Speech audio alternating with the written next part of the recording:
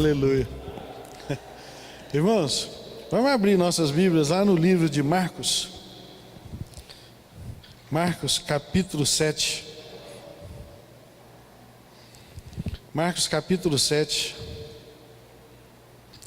A partir do verso 1.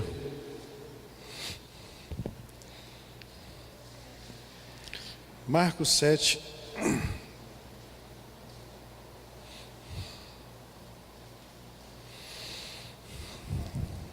Verso 1 em diante. Ora, reuniram-se a Jesus os fariseus e alguns escribas vindos de Jerusalém. E vendo que alguns dos discípulos dele comiam pão com as mãos impuras, isto é, por lavar, pois os fariseus e todos os judeus, observando a tradição dos anciões, não comem sem lavar cuidadosamente as mãos. Quando voltam da praça, não comem sem se espargirem, e há muitas outras coisas que receberam para observar, como a lavagem dos copos, jarros, vasos de metal e camas. Interpelaram-no os fariseus e os escribas: por que não andam os seus discípulos de conformidade com a tradição dos anciões, mas comem com as mãos por lavar? Respondeu-lhes: bem profetizou Isaías a respeito de vós, hipócritas, como está escrito: este povo honra-me com os lábios, mas o seu coração está longe de mim, e em vão me adoram, ensinando doutrinas que são preceitos de homens, negligenciando o mandamento de Deus. Guardais as tradições dos homens. E disse-lhes ainda: jeitosamente rejeitais o preceito de Deus, para guardardes a vossa própria tradição. Pois Moisés disse: honra teu pai e a tua mãe, e quem maldisser a seu pai e a sua mãe seja punido de morte. Vós, porém, dizeis: se um homem disser a seu pai ou a sua mãe, aquilo que poderias aproveitar de mim é corbã, isto é, oferta para o Senhor, então o dispensai de fazer qualquer coisa em favor do seu pai e de sua mãe, invalidando a palavra de Deus pela vossa própria tradição, que vós mesmos transmitistes, e fazeis muitas outras coisas semelhantes.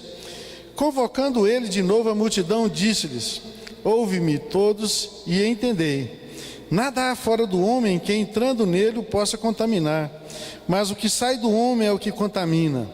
Se alguém tem ouvidos para ouvir, ouça.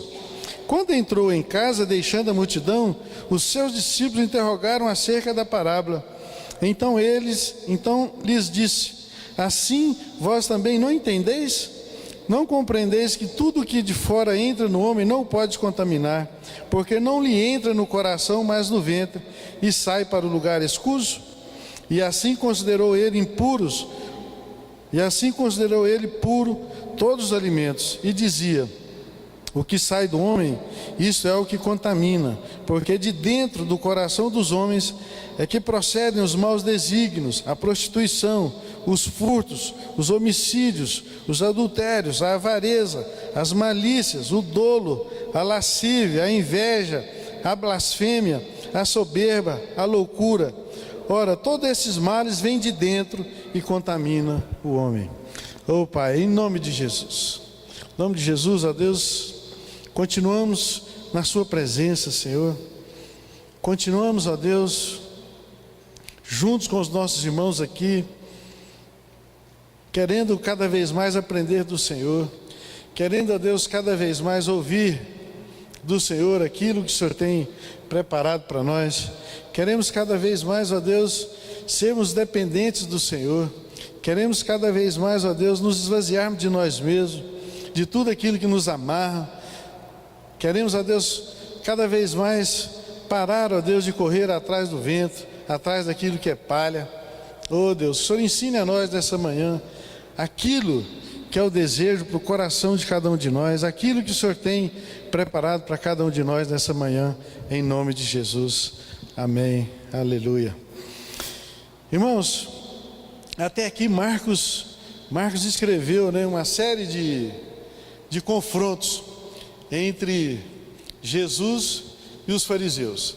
Até aqui, se a gente começar desde lá do capítulo 2,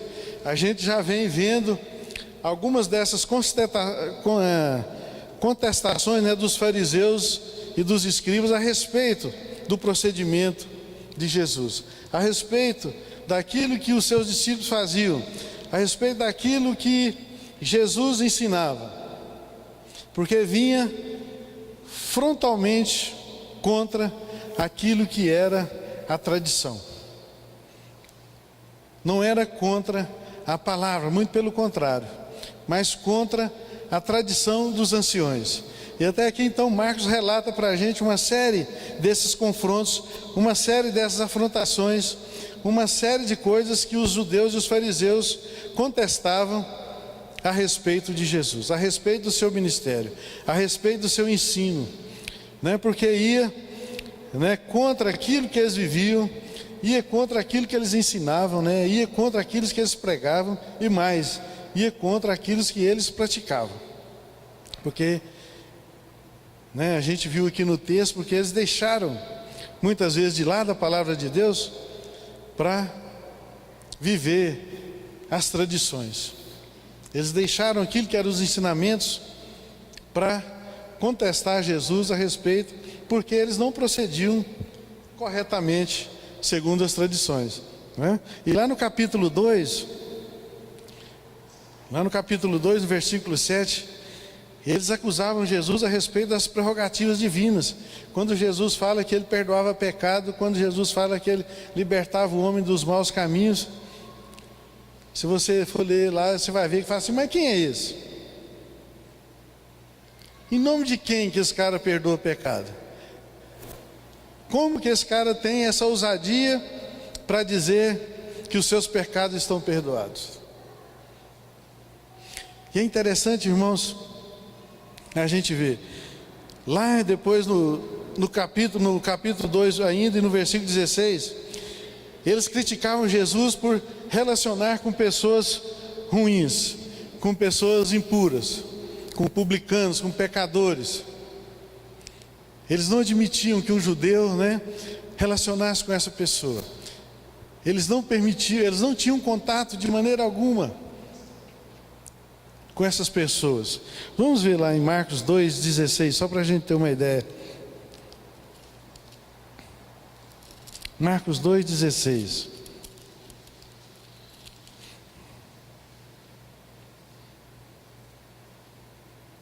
Os escribas dos fariseus, vendo-o comer em companhia dos pecadores e publicanos, perguntavam aos discípulos dele: por que come e bebe ele com os publicanos e pecadores?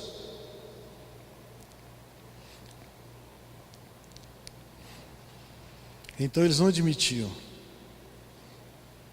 Então, irmãos, Jesus está aqui quebrando um paradigma, e já tiramos aqui uma lição para a gente, para nós. A gente tem relacionado com quem? Somente com os nossos? A gente tem relacionado somente com aqueles que nos rodeiam, que são nossos amigos? Ou a gente tem relacionado com os drogados, né? Com os incrédulos, com aqueles que precisam da misericórdia de Deus? Como que tem sido os nossos relacionamentos? A gente viu aqui de Jesus o relacionamento dele. Então aquele ditado fala: me diga com quem tu andas que eu direi quem tu és. Então isso é tradição, isso é ditado, né? Porque Jesus, ele andava com aqueles que não eram da casta, aqueles que não pertenciam, né, à diretoria, como diz o Otaviano gosta de dizer. Então Jesus não andava com a diretoria, né, Otaviano? Jesus não andava com os escribas, com os fariseus. Pelo contrário, ele andava com aqueles que precisavam da sua palavra, que precisavam do seu apoio. Outra contestação deles, irmãos, é porque eles permitiam que seus discípulos, porque Jesus permitia que os seus discípulos não guardassem o sábado. E eu estava estudando isso aqui, irmãos, e eu estava prestando atenção numa coisa. Depois a gente vai ver para frente um pouquinho mais alguma coisa a respeito dos escribas, dos fariseus. Eles nunca chegavam para Jesus e falavam daquilo que ele estava fazendo, e nunca chegava para os discípulos e falava daquilo que ele estava fazendo. Sabe aquele negócio de intriga, de fofoca mesmo? Quando os discípulos estavam fazendo alguma coisa, eles falavam com quem? Com Jesus. Por que você permite o seu discípulo estar fazendo isso? E quando Jesus estava fazendo alguma coisa, eles falavam com quem?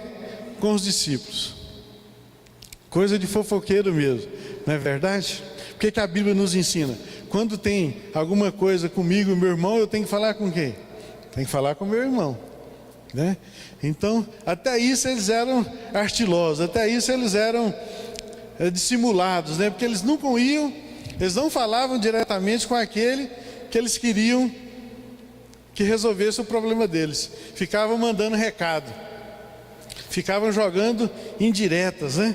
Eles ficavam então, olha, mas por que você não guarda o sábado? Como que ele expulsa o demônio? Ele expulsa o demônio porque ele está endemoniado por Beelzebu. Está lá, né, em Marcos 3:22, depois você pode ver. Eu quero fazer uma pergunta então para vocês, meus irmãos. O que é mais importante para a nossa vida? O que é mais importante para você? Você tem se pautado nas tradições, nos ditos populares, ou naquilo que é a palavra de Deus? Como que tem sido o nosso comportamento? Muitas vezes, irmãos, a gente tem vivido segundo as normas da sociedade, para a gente ser aceito, né, para a gente fazer parte da diretoria, como diz o meu amigo Otaviano, para você sentir incluso, para você fazer parte. Aí você faz uma concessãozinha aqui, se abre uma outra brecha ali, porque você quer fazer parte do meio. E Jesus vem ensinando para a gente a respeito da verdadeira espiritualidade, a respeito daquilo que deve ser o fundamento da nossa vida, não fundamentado em tradição, não fundamentado em coisas que a sociedade diz para a gente como tem que ser. Irmãos, isso é muito sério, porque às vezes a gente vai ficando cauterizado, e quando pensa que não, a gente está fechado, dentro de uma redoma. A gente não abre a casa para ninguém, a gente não faz favor para ninguém, a gente cada vez mais quer juntar para nós mesmos. Irmãos, então vamos ver um pouquinho dessa identidade desses acusadores. Está lá no versículo 1 até o 5, né? A gente não vai ler de novo por conta do nosso tempo, mas a identidade desse povo estava lá, né, no capítulo 7, a partir do 1 até o 5. Os escribas e os fariseus, eles eram guardiões da tradição judaica. Eles eram os farejadores das heresias. Eles eram os bisbilhoteiros, né? Ficava futricando a vida alheia. Alguém conhece alguém assim? Só fica procurando a falha do irmão, só fica procurando a falha de alguém para apontar o dedo. Eram esses caras. Existe ainda no nosso meio ou não? Existe, irmãos, né? Existe. Ainda existe pessoas que vêm na igreja, às vezes, só para falar mal depois, né? Só para ver o que aconteceu de errado. Não, o louvor começou atrasado. Não, o louvor demorou demais. A palavra foi ruim. Não, os irmãos, ninguém me cumprimentou. Todo mundo estava de cara emburrada comigo. Era esse povo, né? Eles eram então esses verdadeiros detetives da vida alheia. E os escribas, irmãos, eles eram os especialistas da lei. Os escribas eram os especialistas da lei. Os fariseus, por sua vez, os fariseus eram aqueles que tentavam fazer o povo acreditar e crer que eles viviam de acordo com as leis que os fariseus, que os escribas propagavam, né? Então os escribas eram os caras da lei e os fariseus eram os executores, vamos chamar assim. E ambos faziam parte então dessa casca que ficavam tentando encontrar alguma falha em Jesus para poder acusá-lo, para levar lá, né, para a sinagoga.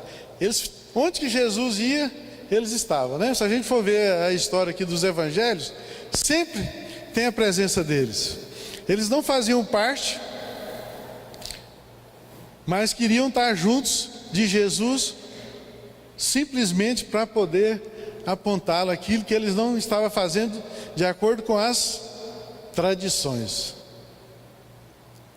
Então, onde Jesus estava, tinha alguém, escribas ou fariseu, para poder apontar, para levar, né, para o sumo sacerdote aquilo que Jesus estava fazendo.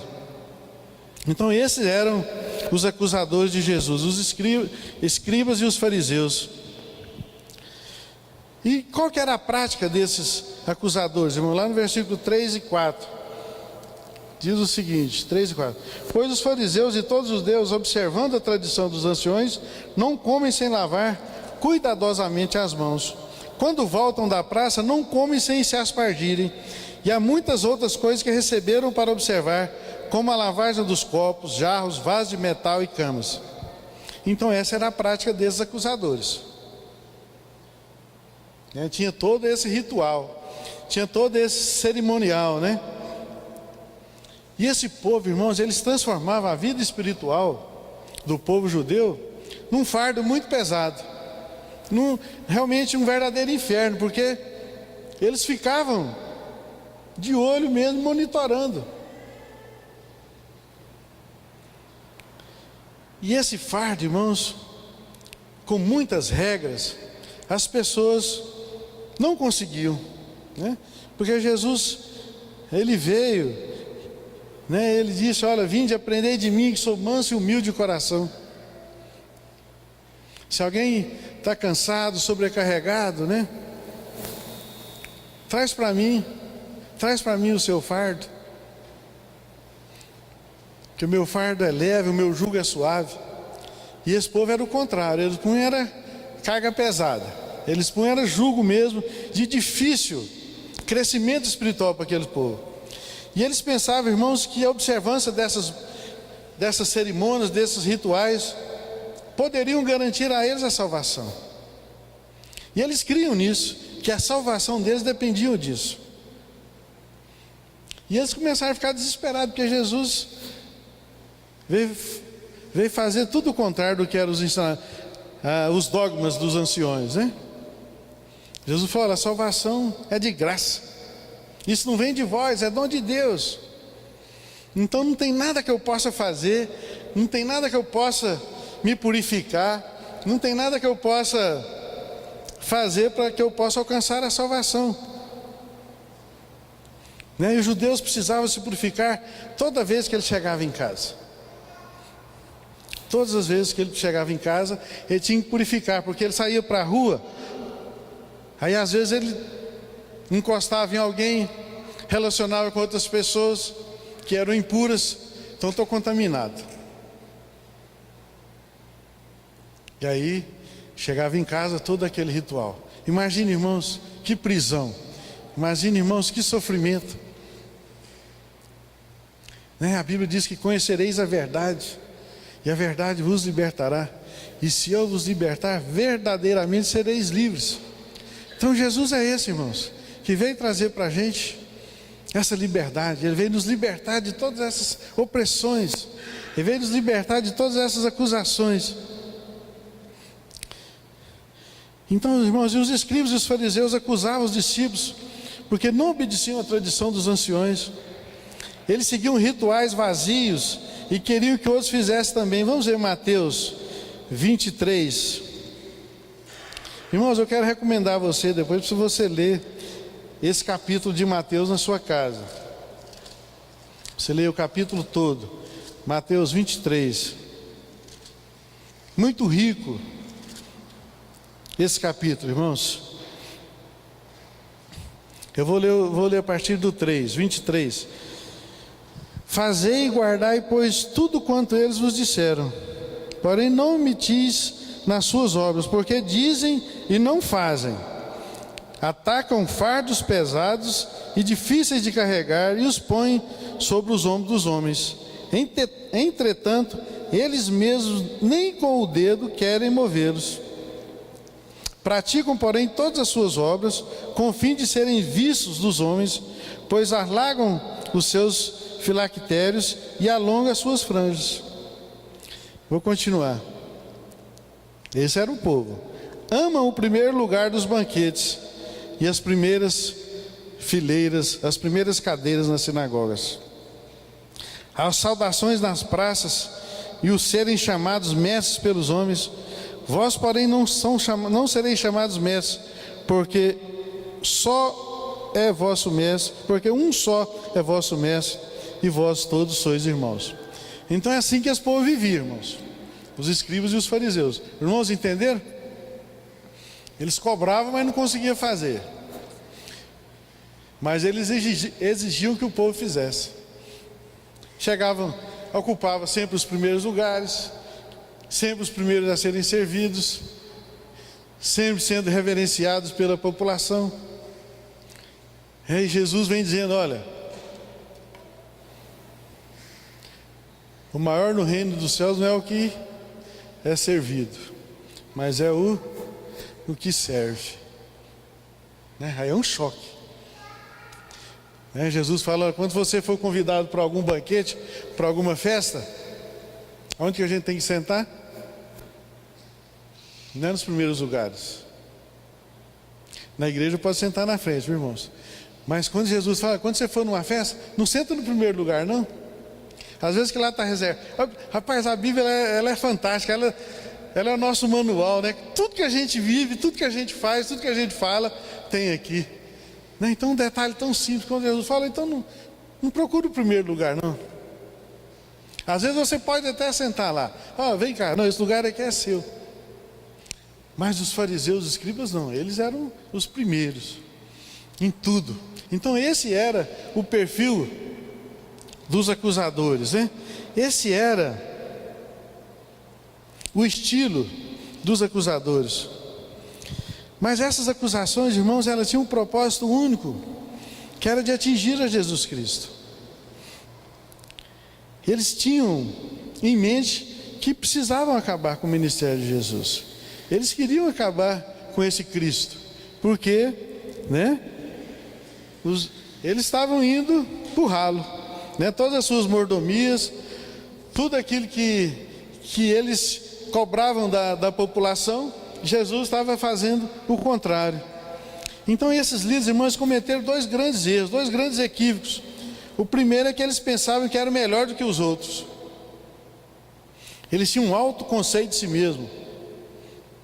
Alguém conhece algumas pessoas assim ou não? Eu sou a última bolacha do pacote, não? Eu sou a chita daquela, dali da bala.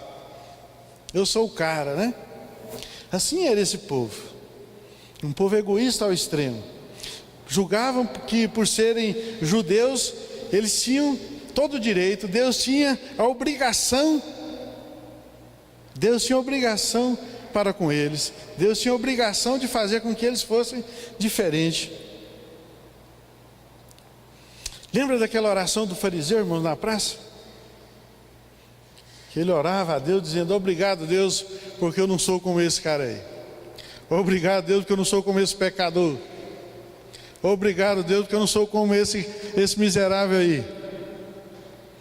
E a Bíblia diz que aquele miserável pecador, ele batia no peito e dizia: Pai, tem misericórdia de mim.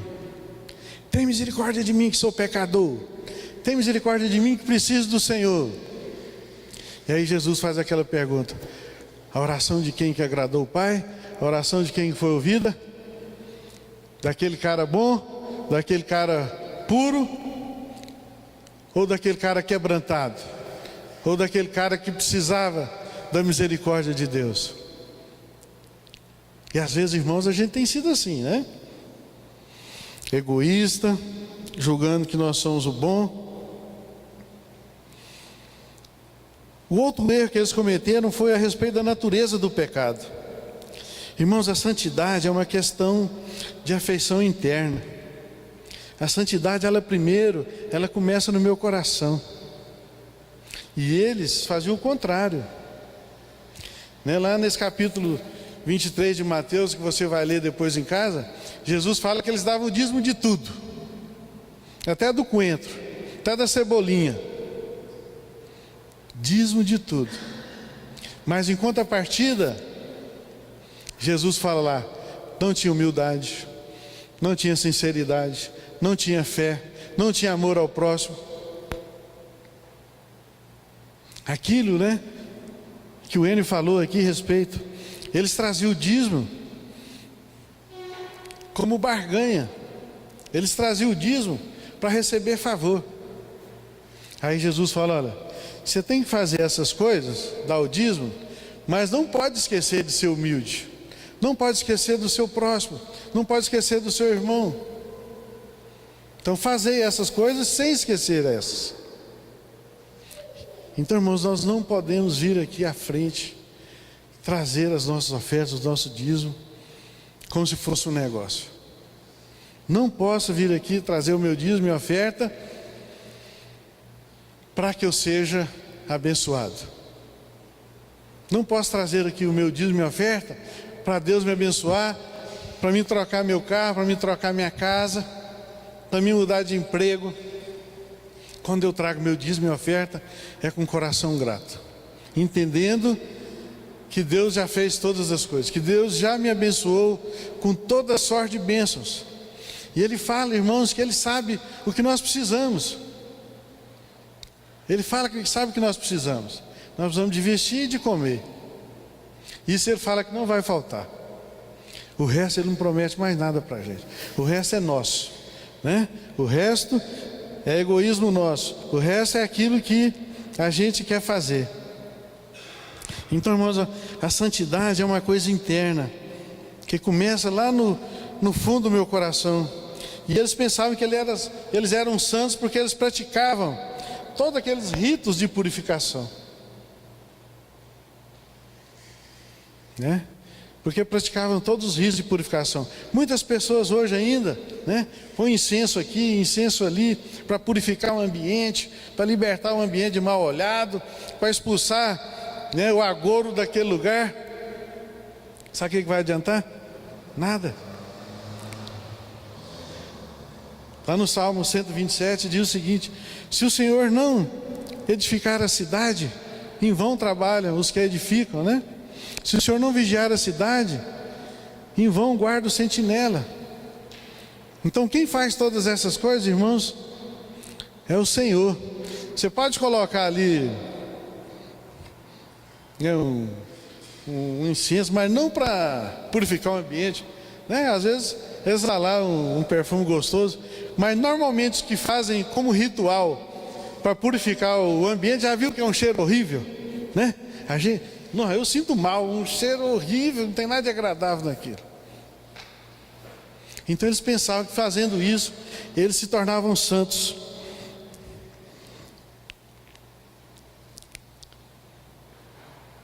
E o contraste, irmãos, que existia naquela época entre os fariseus e os discípulos, não era apenas entre a lei de Deus e os ritos, mas uma divergência profunda, uma consciência profunda do pecado e da santidade.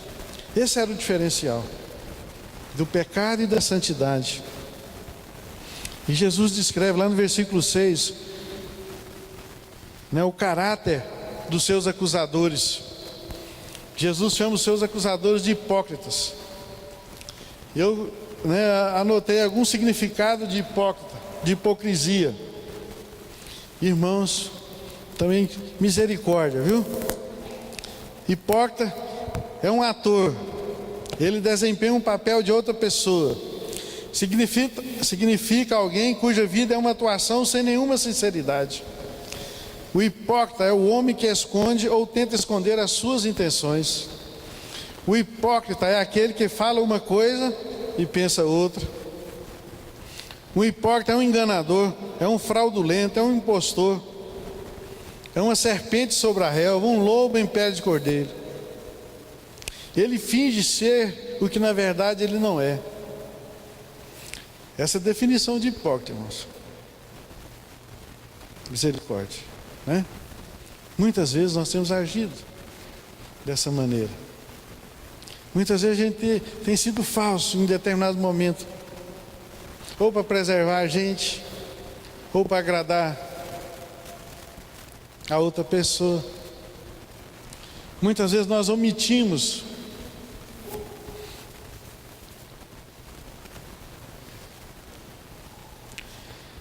irmãos, e o grande pilar da igreja é a sua palavra, amém? O grande pilar da igreja é a palavra, que é a nossa regra, a única regra de fé e prática. Quando Paulo fala, olha, se vier alguém e anunciar para você outro evangelho, mesmo que seja anjo, e anunciar outro evangelho, seja anátema. Seja anátema. Irmãos, infelizmente, muitos desses preceitos, muitos homens têm colocado os seus preceitos no lugar desse pilar, a Bíblia como única regra de fé e prática. E a gente tem vivido isso, irmãos, né? A gente tem vivido isso, a gente tem visto tantas coisas acontecendo em nome desse evangelho. A gente tem visto tantas coisas acontecerem em nome de Jesus, em nome de Deus. Está totalmente fora desse contexto de regra de fé. Está dentro do preceito, dentro de dogmas, dentro de doutrina de homens, dentro de tradições humanas. Mas a nossa regra de fé e prática, irmãos, tem que ser a palavra de Deus. Amém? E a contaminação, irmãos, ela vem de dentro, ela não vem de fora, né? A verdadeira espiritualidade não é um ritual, nem cerimonial, mas ela procede de dentro do meu coração. O mal não está no ambiente, mas no coração. Lavar as mãos ou purificar os utensílios não tornam limpos aos olhos de Deus. E às vezes, irmãos, a gente tem feito isso, né? Eu sei de irmãos que compram um carro e tem que ir lá ungir o pneu do carro, ungir o volante do carro, ungir os pedais do carro. Eu falei, irmão, misericórdia. Misericórdia. Por que você vai ungir pneu de carro, ungir pedal de carro, ungir volante de carro? Deus vai guardar o carro ou quem dirige o carro? Quem tem que ser ungido, quem tem que ser revestido, somos nós. Adianta eu lá ungir meu carro, né? Santificar meu carro, consagrar. Esse carro está consagrado para a obra. Aleluia, esse carro é um presente de Deus. Eu tenho tinha um cliente aqui em Uberlândia que devia para a gente lá na empresa, e a gente começou a cobrar. De repente o cara apareceu com o carro lá na porta zero. Aí eu fui lá cobrar do cara e falei, rapaz, mas me dá esse carro aqui para pagar a sua conta. Rapaz, esse carro é presente de Deus, esse carro pertence a Jesus, esse carro não é meu não. Que testemunho é esse, irmãos? Como que Deus vai dar esse carro para você e você vai ficar mal visto na praça? Como que Deus vai ungir seu carro e você tem um péssimo testemunho? Pai, eu comprei esse carro aqui, eu quero que o Senhor me use. Esse carro será usado, Senhor, através da minha vida para me levar aos irmãos, para me buscar os irmãos, para me abençoar os irmãos, para me transportar as coisas da igreja. É isso que a gente tem que fazer. Mas a gente não faz, sabe por quê? Isso dá trabalho. Isso vai tirar eu da minha comodidade, não é verdade? Eu vou levar irmão, vou buscar irmão, vou levar coisa da igreja, vou buscar coisa da igreja no dia de um evento, dar um trabalho, levar coisa lá para organizar o Ministério de Casais, trazer coisa aqui para a reunião. Tem que sair mais cedo, tem que chegar mais tarde. Não é verdade? Aí a gente quer ungir o nosso utensílio. Vamos ungir esse carro. Esse carro está ungido em nome de Jesus. Tem que parar com isso, irmão, né? Nós que somos as pessoas ungidas, né? Porque entendemos que Deus habita no nosso coração, né?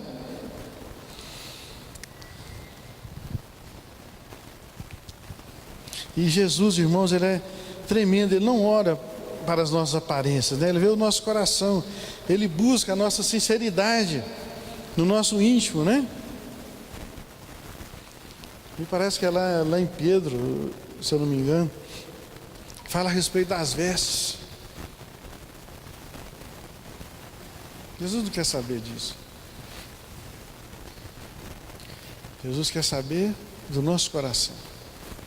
Jesus não quer saber como que eu estou aparentemente, mas Jesus quer saber como que eu estou no meu íntimo, na minha intimidade, com a minha família, com a minha esposa, com meus filhos, no meu trabalho, com Ele. É isso que Ele olha, é isso que Ele quer. E Jesus, irmãos, Ele aponta o coração como a grande fonte dos nossos sentimentos. Lá no versículo 21 ao 23. 7, 21 ao 23.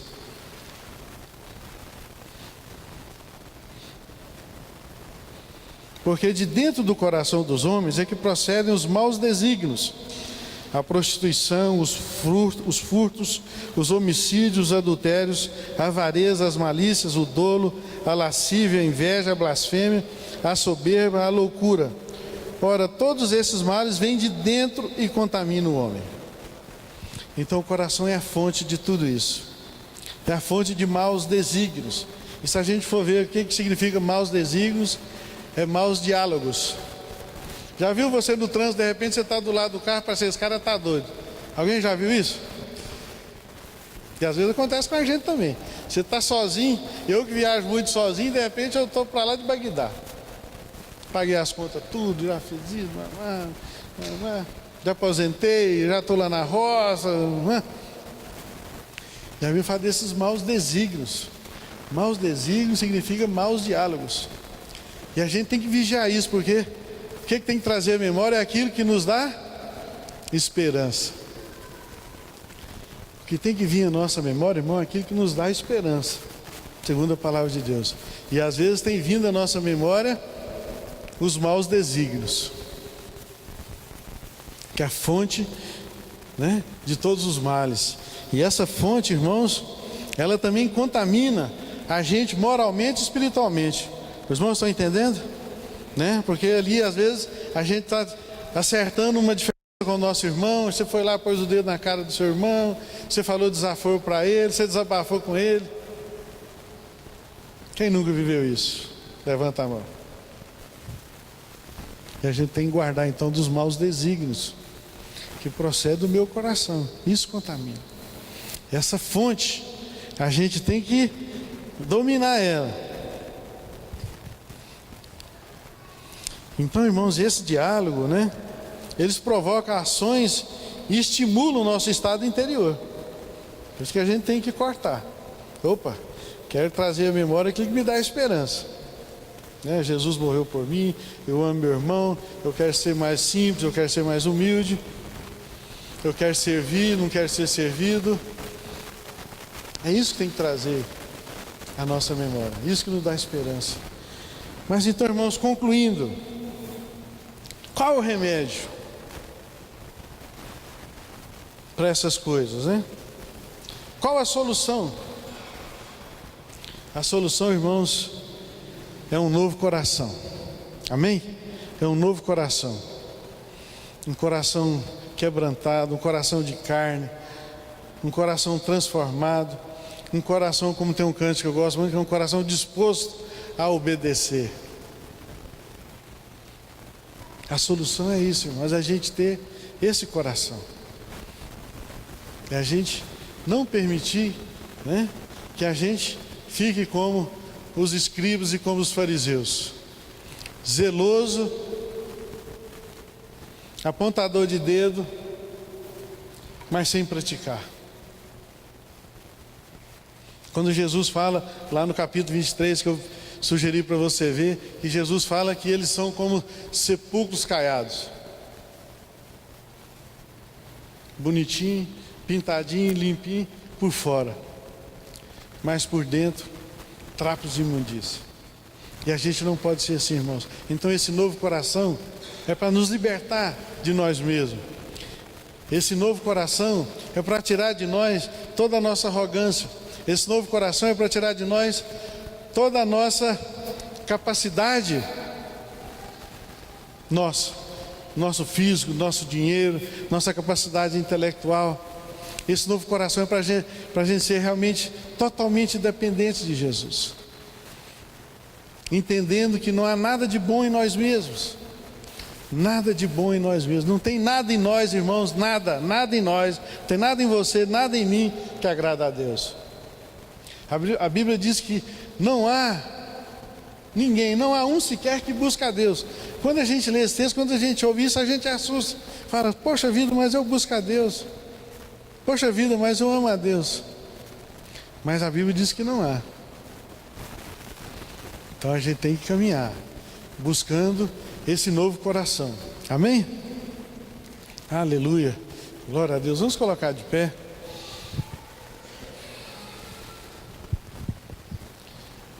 Dá para sair esse novo coração?